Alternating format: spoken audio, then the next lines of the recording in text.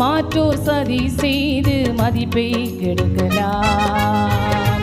மாற்றோர் சதி செய்து மதிப்பை கெடுக்கலாம்.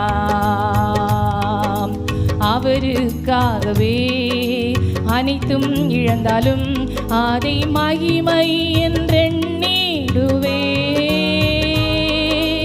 அவருக்காகவே அனைத்தும் இழந்தாலும் அதை மகிமை என்றெண்ண